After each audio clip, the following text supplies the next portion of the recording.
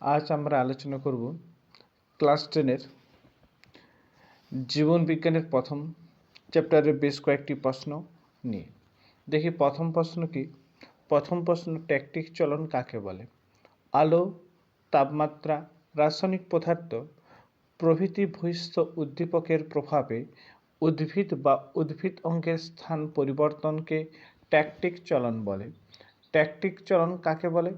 আলো, তাপমাত্রা, রাসায়নিক পদার্থ প্রভৃতি বহিস্থ উদ্দীপকের প্রভাবে উদ্ভিদ কিংবা উদ্ভিদ অঙ্গের স্থান পরিবর্তনকে ট্যাকটিক চলন বলে।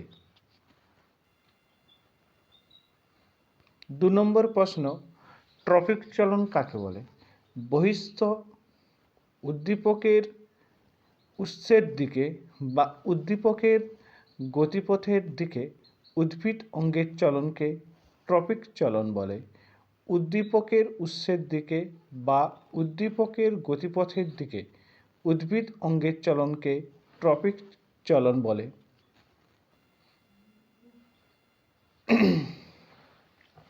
3 নম্বর প্রশ্ন, ন্যস্টিক চলন কাকে বলে? ন্যস্টিক চলন কত প্রকার ও কী কী?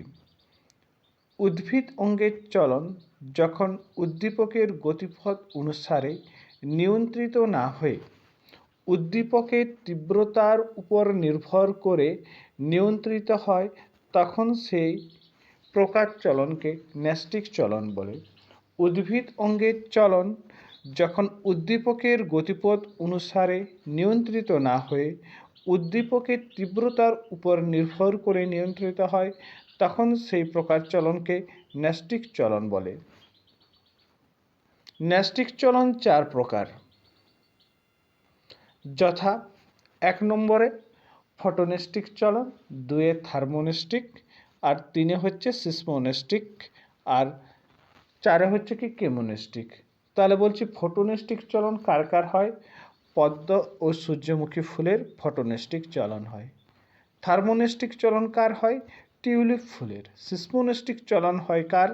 লজ্জাবতী লতার। কেমোনেস্টিক চলন কার হয়? সূর্য শিশির। সূর্য শিশির হলো কি? একটি পতঙ্গভুক উদ্ভিদ। সূর্য শিশির হলো একটি পতঙ্গভুক উদ্ভিদ। নেস্টিক চলন কি হবে? বহিস্থ উদ্দীপকের তীব্রতার প্রভাবে যে চলন হবে সেটাকে বলছি নেস্টিক চলন। নেস্টিক চলন 4 প্রকার, ফটোনেস্টিক চলন, থার্মোনেস্টিক চলন, সিসমোনেস্টিক চলন ও কেমোনেস্টিক চলন। 4 নম্বর প্রশ্ন, উদ্ভিদের বৃদ্ধিতে সাহায্য করে কোন হরমোন? উদ্ভিদের বৃদ্ধিতে সাহায্য করে অক্সিন। উদ্ভিদের বৃদ্ধিতে সাহায্য করে কোন হরমোন? অক্সিন। 5 নম্বর প্রশ্ন, ফুল ফুটতে সাহায্য করে কোন হরমোন? ফুল ফুটতে সাহায্য করে জিবেরেলিন। ফুল ফুটতে সাহায্য করে কোন হরমোন? জিবেরেলিন। বীজহীন ফল উৎপাদনকে কি বলে? বীজহীন ফল উৎপাদনকে পার্থেনোকার্পি বলে। বীজহীন ফল উৎপাদনকে কি বলে? পার্থেনোকার্পি বলে। 7 নম্বর প্রশ্ন, ফল পাকতে সাহায্য করে কোন হরমোন? ফল পাকতে সাহায্য করে ইথিলিন। ফল পাকতে সাহায্য করে কোন হরমোন? ইথিলিন। 8 নম্বর প্রশ্ন, প্রভুগ্রন্থি কাকে বলা হয়? অর্থাৎ মাস্টার গ্ল্যান্ড কাকে বলা হয়? তাহলে পিটুইটারি গ্রন্থিকে প্রভুগ্রন্থি বলা হয়। প্রভুগ্রন্থি কাকে বলা হয়? Master gland. প্রভুগ্রন্থি বা মাস্টার গ্ল্যান্ড কাকে বলা হয়? পিটুইটারি গ্রন্থিকে। 9 নম্বর প্রশ্ন, প্রভুগ্রন্থির প্রভু কাকে বলা হয়? প্রভুগ্রন্থির প্রভু বলা হয় হাইপোথ্যালামাসকে। প্রভুগ্রন্থির প্রভু কাকে বলা হয়? হাইপোথ্যালামাসকে।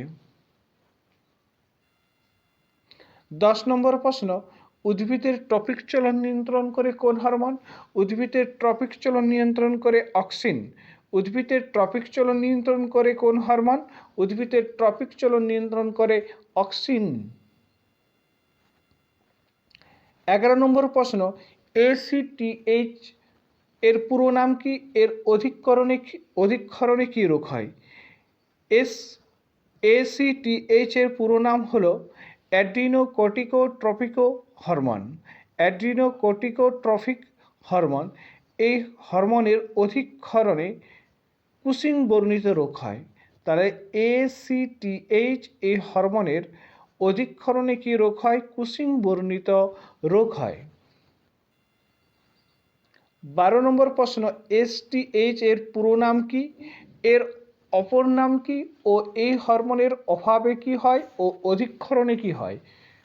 STH এই হরমোনের পুরো নাম হলো সোমাটোট্রপিক হরমোন। STH এই হরমোনের পুরো নাম হলো সোমাটোট্রপিক হরমোন। এর অপর নাম হলো কি? Growth hormone. STH হরমোনের অপর নাম হলো কি? Growth hormone. এই STH হরমোনের অভাবে বামনত্ব ও অধিক্ষরণে অতিকায়ত্ব রোগ দেখা যায়। STH হরমোনের অপর নাম হলো গ্রোথ হরমোন। এই STH হরমোনের অভাবে বামনত্ব ও অধিক্ষরণে অতিকায়ত্ব রোগ হয়। 13 নম্বর প্রশ্ন, TSH এর পুরো নাম কি?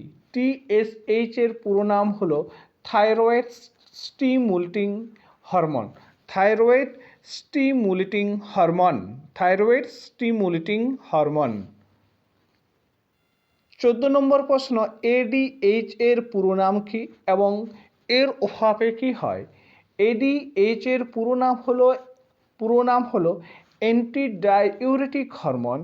এই হরমোনের অভাবে ডায়াবেটিস ইনসিপিডাস রোগ হয়।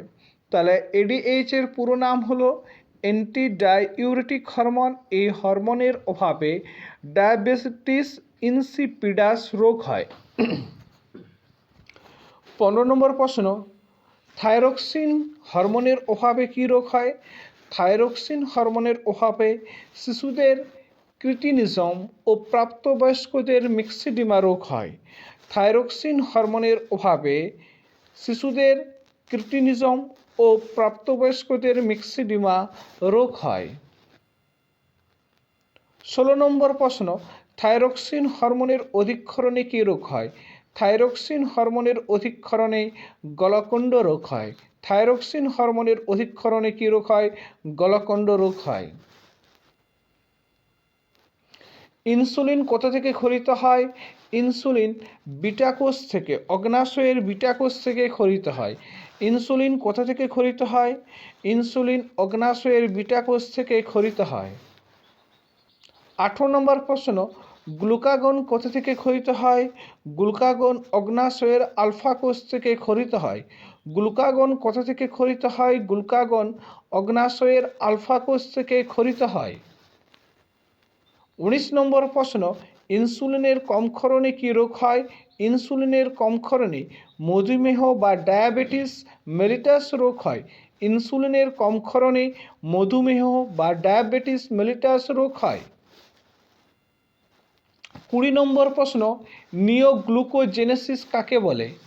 যে প্রক্রিয়ায় প্রোটিন ও ফ্যাট থেকে গ্লুকোজ উৎপন্ন হয় তাকে নিওগ্লুকোজেনেসিস বলে।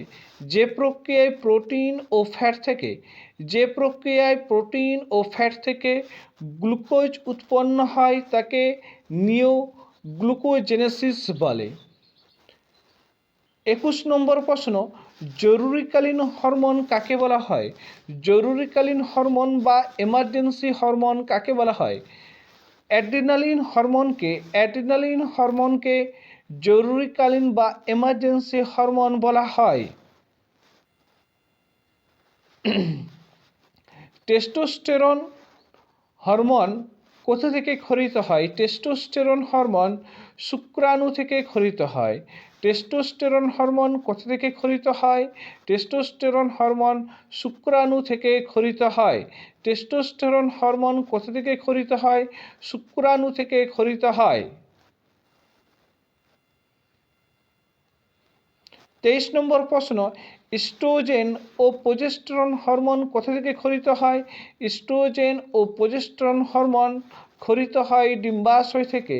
ইস্ট্রোজেন ও প্রোজেস্টেরন হরমোন কোথা থেকে ক্ষরিত হয়?